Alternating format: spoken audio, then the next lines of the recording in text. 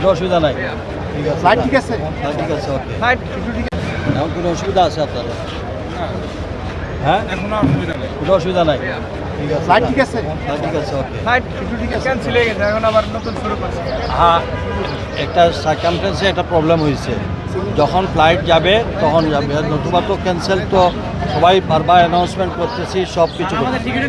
ওদের স্বপ্ন পূরণে পাশে থাকতে পেরে আমরা গর্বিত। কোনো টিকিটের সমস্যা হবে না। আগে টিকিট দিয়ে যাওয়া যাবে? হ্যাঁ, এই টিকিটে যাইতে হবে। ইন্ডিয়া দিয়া, দিল্লি দিয়া। যে এয়ারলাইন্সে যান, এটা তো আপনার কারণে তো বন্ধ হয়, সাময়িক একটা প্রবলেমের জন্য এটা বন্ধ হয়েছে। আপনাদের টিকিটে কোনো অসুবিধা হয় যদি হয়, আপনারা আমাদের সঙ্গে প্রবাসী কল্যাণ মন্ত্রণালয়ের সঙ্গে যোগাযোগ করবেন, আমরা এটা আপনাদেরকে শেয়ার করব। ঠিক, আমি নিশ্চিত কোনো ধরনের আপনাদের হেসল হবে না। স্যার আমরা ভিতরে যেতে হবে, আর বলে দিব।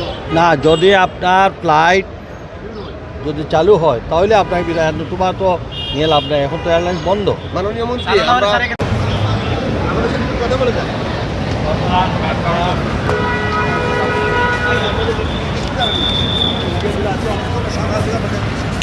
এই যে